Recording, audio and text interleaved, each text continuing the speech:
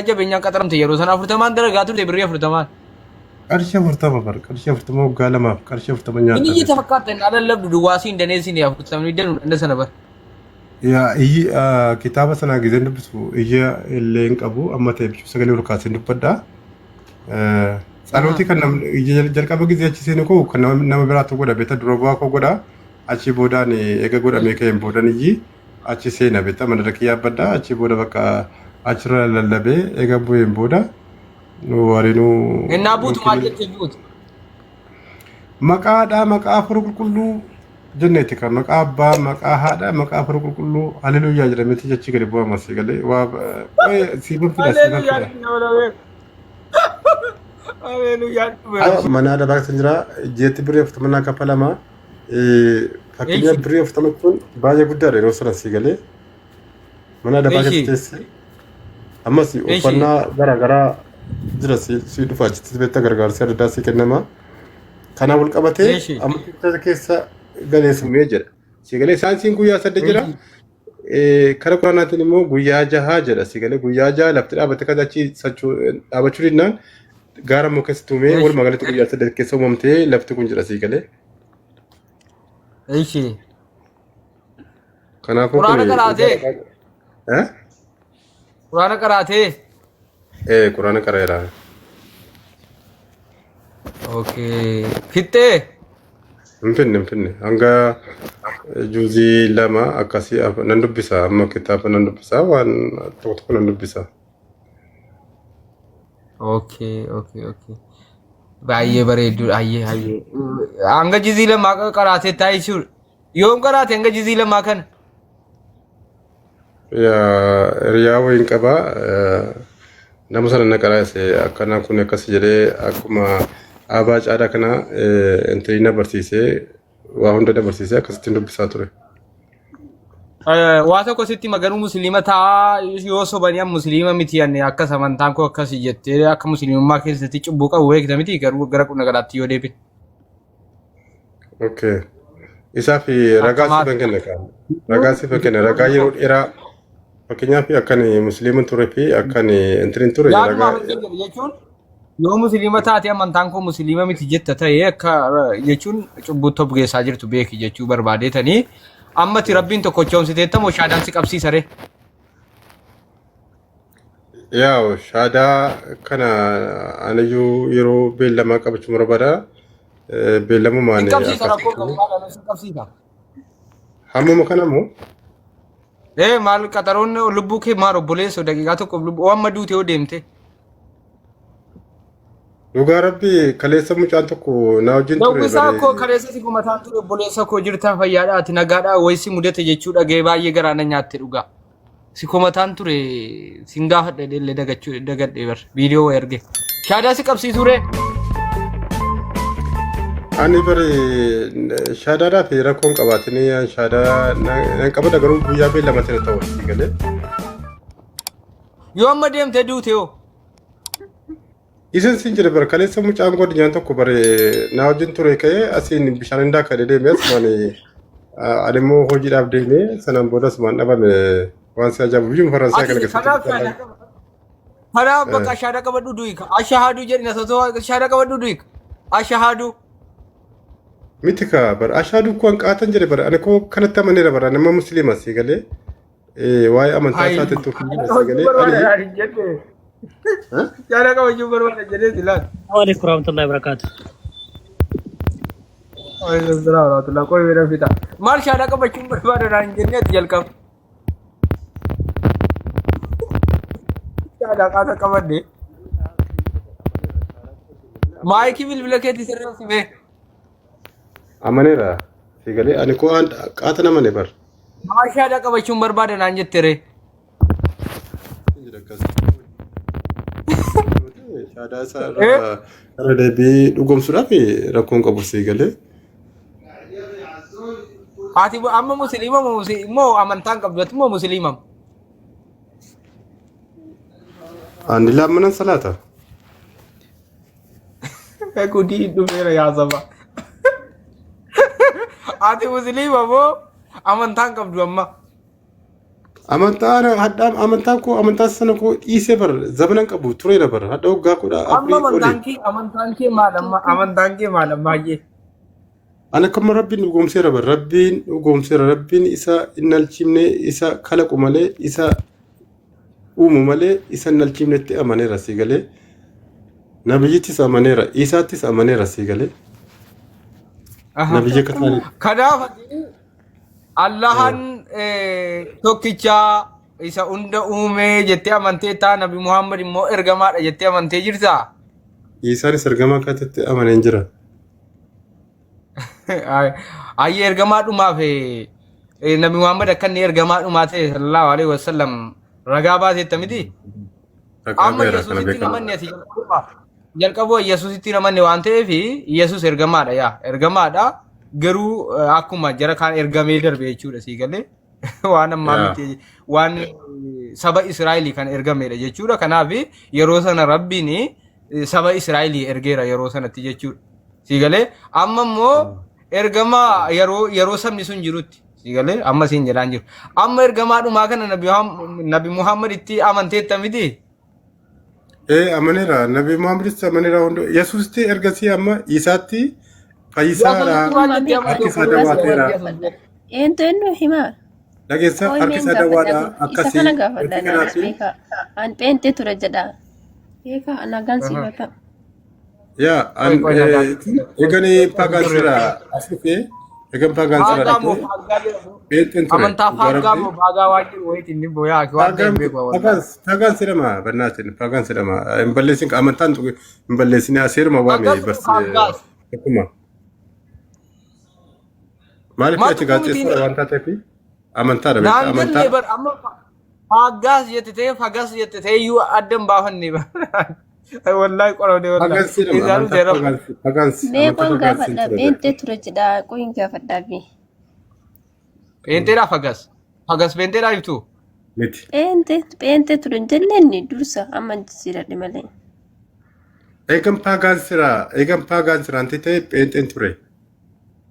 Okay, si gaafadha goshuu As mana dabaa godina Jimmaa keessatti achitti waggaa lamaa fi lallabaan ture matsaafaa ijoollee baay'eetu jiran achitti afaan Oromootiin afaan Amaariffaatiin lallabaan ture sigalee daa'imman xiqqoon ture sana ijoollee waggaa 17 gaafa sana beektaa hanga bara 2000 sanaan booda achi amatuma pheenxeetiin gara achi booda immoo gara biyya Faransaay gara Itaalii kanatti. Keessa waggaa meeqa turte?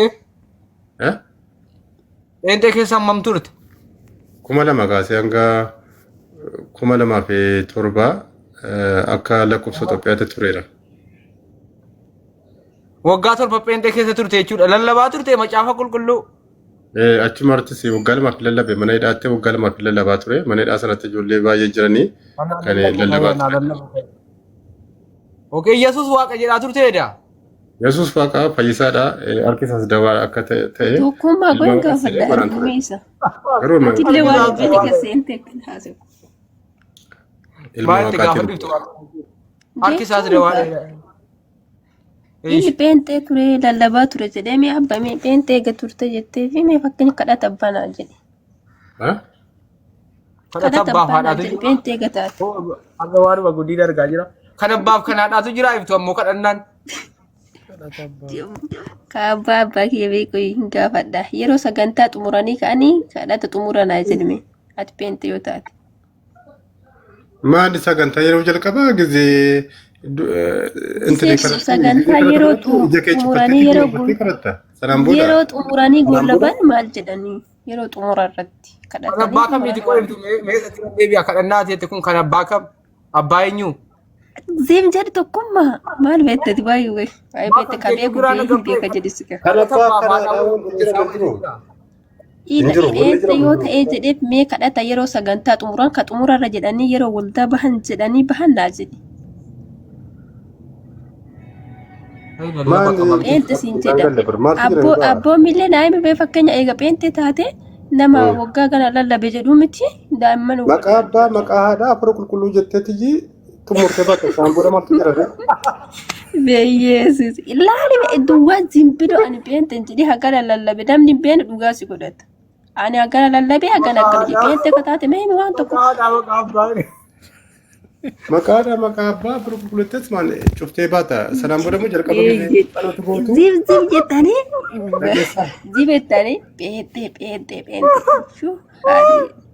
Jedhi sirrii jette maqaa haadha ishii maqaa abbaa ishii. Maqaa haadha jetteetiyyi cuftee baata akkasiin cuftee baata jalqabamee kanatti immoo ija kee muudii qabataa akka mana murtii seentu.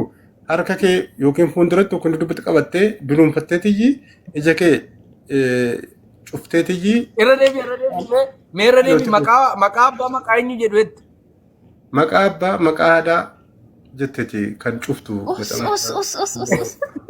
Duwwaa laali duwwaa zimbulettee peentee ture peentaa akkasiitii miti ka peentee ture. Waan tokko gaaffii bakka macaafa dubbii laali bee akkana jette barri tokkummaa zim jedhati qoy.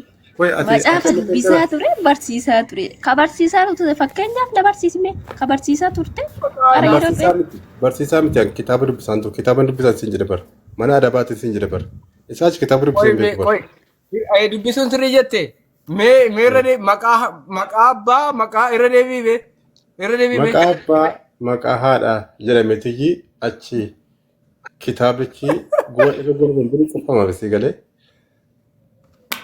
Haadha sakamii maqaan haadhaa sakamii maqaan abbaa eenyuuni? Ani hin beeku kan isa nyarkaa bade aniyyuu. Haadha mafaati kan Maariyamaa ta'a. Maal lallabaa turreeti? Lallabaa turte miti? Koi lallabaa turte miti? Ani ku beekumsa kooti lallabu. Muutii faana guutuu mala adillee kakaakeetii argatti bakka waan tokko haasa'u lallabaa ture. Wantoota baay'ee jiru si galee kan. Callisaasin koi beekaa koo abbaan maa hin eenyuun abbaan haati eenyuun ninna teette kun eenyuun mee. Maqaa abbaa jedhama Yesuusii maqaadhaan Maariyamaa ta'a aniyyuu naan gallachirratti si galee maqaa abbaa maqaadhaan ta'e Yesuusii fi yookaan immoo isaanii fi Maariyaamii. Xumurratti kan isin jettu kana beektaa matsaaficha akka jedha seegalee akka jedhame cufama seegalee matsaafa gaafa dubbiftu akka cufama seegalee. Waan siin galleelan labaa turte ati waan siin galleelan labaa turte. Ansuuma baradeetti miti beektaa namoota kitaaba dubbisantu hin jiru achi keessa seegalee. Beekwaan isaa waliin tasgabbaayaa saamuutii manna gootamee fakkeenyaaf haasa. Callis bu'annaa galeera callis. Mee haasaadhaanis hojii haasofnaa. Lammanuma kana jedhama. Maqaa haadhaa maqaa abbaa callammanuma kanaan xumurama beekaa. Wanti jijjiiramu isarratti qaxxalee waa lama sadi jira garuu maqsuusii dagadheera si galee maqaa haadhaa maqaa abbaa afur qulqulluu akkasuma ta'e maal jedhamee cufama si galee gizee goona bamus akkasitti goona bamu beektaa. Maqaa haadhaa maqaa abbaa afur qulqulluu dhabee cufama jechuudha. Achirratti maqaa haadhaa sana isaanii maqaa jaartii isaa achirratti wanti ibsame jiru si galee. Ila laali maqaa balleessuu amantii laali duubaa osoo ati musliima taatee jirtu maqaa balleessuu maqaa pheenxee himadhee akkana haasa jettee waan akkanaan dhaabbe. Aboo jallisii. Dhugaa rabbi ani waan akkasii dhiibbaa gochuun dasarratti si galee. Ani waan bara beekaa jaartii qabaa. Kaasaara malee dhiibbaa wayiti fiimtee si galee. Laala amantii tokkoon kaasee. Amantii tokko xiqqeessuuf miti kana naaf hubadhaa. Hayyee waasi gaaf hayyee maal jaartii qaba ture?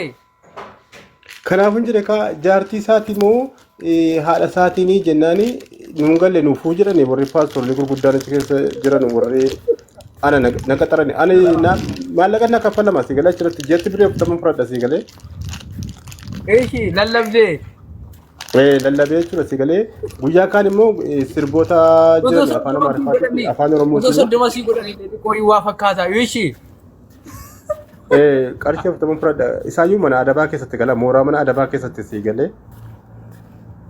Eeshi. Maalirraa lallabdee maqaa haadhaa maqaa abbaa jettee hafuura qulqulluu jettee maalirraa laaltee lallabde obboleessoo. Isa siisuuf na gaafatte gizee kitaaba cufuu kaatu gizee amma achi macaafa sana cufuu kaatu dhumarratti gizee gola buqqatu akkasi sanaan booda TV jira TV sirbaatti bantaa TV amma kan sirbamu jiramti. Sirba madingoo moo teedii. Achuuni mazmuurii jechuudha mazmuurii.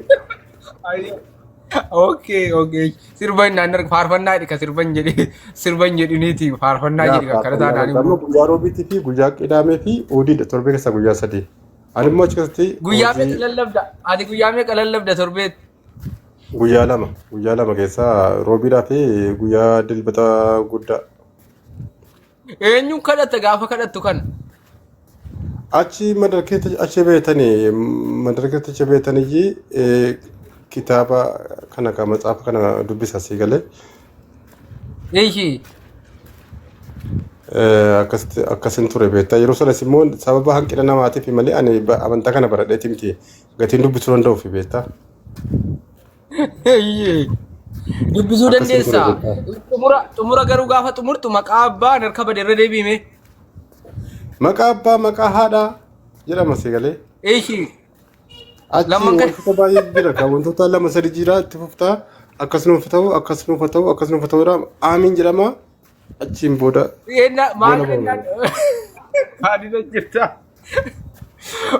Maal jennaan aamiin jedhama naati maal jettee aamiin jedhama lamman sun.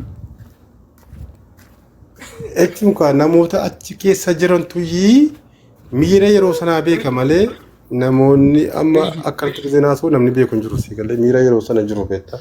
Baay'ee cimaa nama. Nakka naasirrees miyaan iyyuu waan natti fakkeessiteetta. Maqaa abbaa irra deebiime yeroo tokko akkan seef godhadhu irra deebiime. Maqaa abbaa maqaa haadhaa. Eeshi. Aboo kanaa. Maqaa abbaa maqaa haadhaa gooftaa keenya Yesuus Kiristoos akkasuma ta'e jedhamee aamiin jedhama. Achiin golaba baama. Golaba irratti kun golaba irratti si galee. Allaa gudii natti dhumeerra wallaahi. Maqaa haadhaa maqaa abbaa. Haateenyuun ni qoyi. Miilaan keessatti illee. Haateenyuun ni abbaan eenyuun ni qoyi. Isatu harkaa bade beektaa amma fakkeenyaaf abbaa Yesuus hojjenne yookaan Isaa hojjenne haati immoo eenyuun haadha manaa isaatii miti eenyuun jedheen gaafa adda si nuyyuun beeknu jedhani beektaa jarres.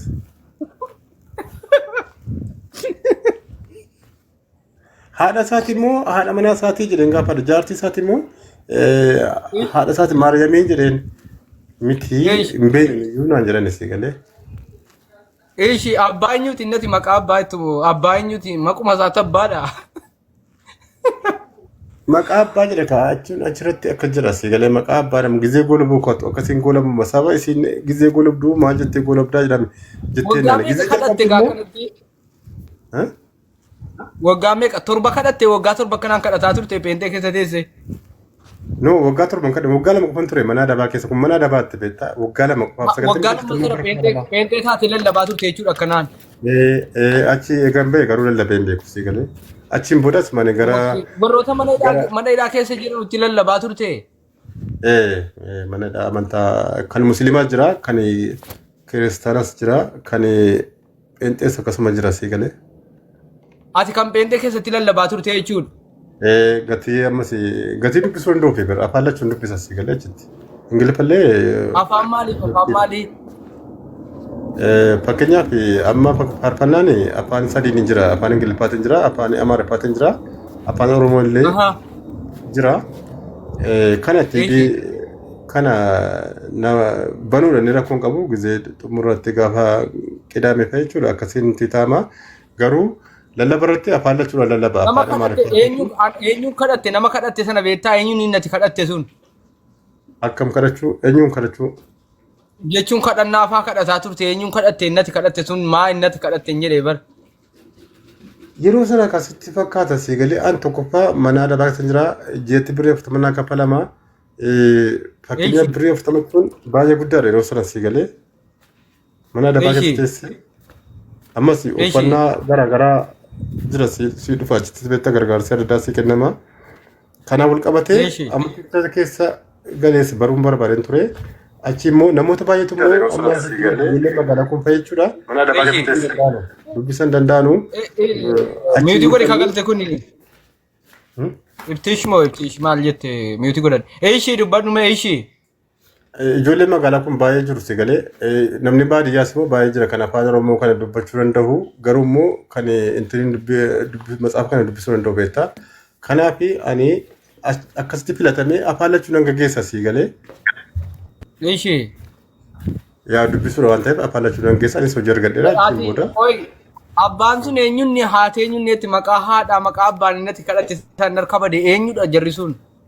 Amma jaruma naqatara sana jechuudha jara itti gaafatamaa koree maaloo jedhamu jira achi keessa sii galee jaruma giseen gaafadhu asirratti maqaa abbaa maqaadhaan jedhamu kun hin jedhe beektaa. Akkamii haadha isaati immoo maariyaamii immoo ammas immoo yookiin immoo haadha manaa isaati jennaan nuyyuu hin beeknu nuti hin beeknu dubbisii bakka naan jedhani beektaa. Irra wallaa golfaan nafitti barate wallaahi. Amma musliima taate mooree shaadaa qabattare. Ani amma laan eeguma gara amantaa fi ijoollee baay'een qaba keessaa ijoollee kiristaanaas danuu jiranii.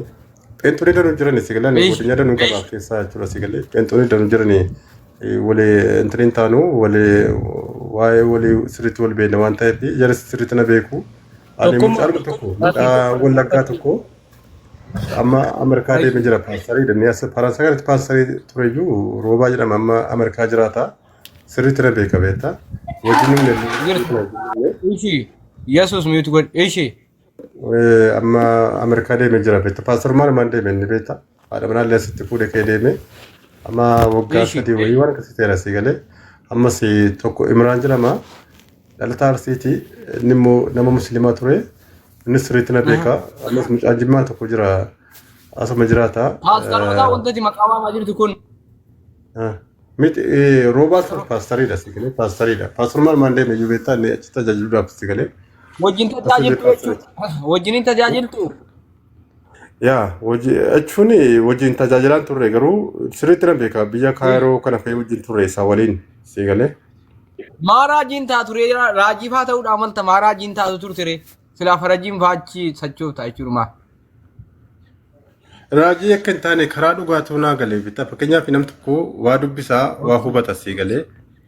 Waa barachuun waa dubbisuuf eega dubbistee kaatamuu waa qayyabattaa karaan dhugaa waa danuu jechuun fakkeenyaaf tokko matsaaf tokko dubbiftee inni kun akkas hin jire isa kan biraa mufii deebistaa si galee achirraa waa danuu gisee ilaaltu wal bira qabdee ilaalta si galee ragaa danuu jira si galee kanaaf ani dhugaa rabbiidhaaf amantaan inni jedhamu kuni amantaan pheenxee ni jedhamu kun soba amma fakkeenyaaf pheenxuma kana ilaali amma pheenxee warra maatiif warra durii ilaali warri durii kuni amantaa jira sirriitti eeggatu sirriitti inti ta'u amantaa namaa hin jibbanu nabiyyi Muhammad hin rabsanu nabiyyi Muhammad gaarummaa isaa himani si galee arjummaa isaa himani gara laafina isaa himani dhiisina isaa himani isaanoo amma fakkeenyaaf nabiyyi Muhammad isaanii gaafa akkasii dhufaa gaafa akkasii bu'aa uffata akkasiitiin bu'aa jedhama si galee. Kanaafuu uffata akkamii uffatee? Yaa uffata adii akkasii jechuun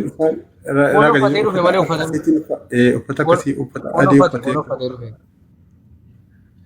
wanni foon jedhamu hin jiru si galee soba wanta reefu. Amantaa nama tuquun barbaadu si galee amantaa nama tuquutu hin taane iyyuu akka dubbisee ilaatti wanni kun akkas akkasiin siin jedha. Kanaaf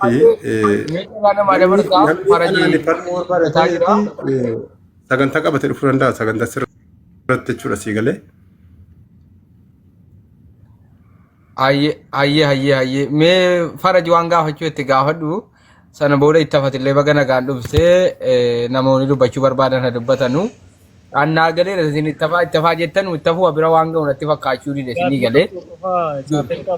Ammoo haala kana bahii hunda waraqata argachuuf immoo shamarran irratti biyya kana jiruuf biyya kanaan beekaaf shamarraniif waraqata argachuuf waa hunda kana laffaata.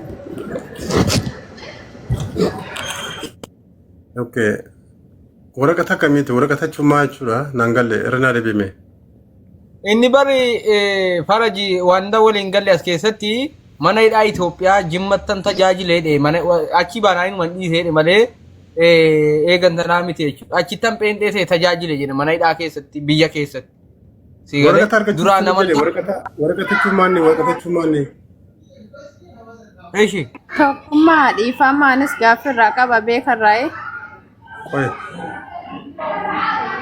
Qoy ati barattee macaafa qulqulluu barsiisaa turte? Dubbisan barsiisuun dubbisan ture macaafa dubbisuu. Ishi macaafa qulqulluu keessatti jechuudha. Maqaa abbaa maqaadha kan jedhu ati amma kan kanaasaa turte macaafa qulqulluu keessa ragaa naa fiduu dandeessaa? Ragaawwan barbaadu siddii hundaa'e. Naa fide amma tana daf sakandii tokko danturin jechuudha. Sagantii tokkotti waa isaa dhuunfaa qoyisa. Jechuun waan Ture bakka gaaffii jalqabaa itoo fariji nagaafata kana irra nafa deebi'ume. Yaa deebis waraqaa argachuuf iyyi pheentee taatee jechuu barbaadde moo lallabdee jechuu barbaadde faraji? Waraqaa kamii jedhiin fakkeenyaaf isaan? Biyyoota Awurooppaa irratti wees irratti ammati. Hojiirra jira. Awurooppaan jira. Biyya kanatti akkana ta'e natti fakkaannaan biyya keessa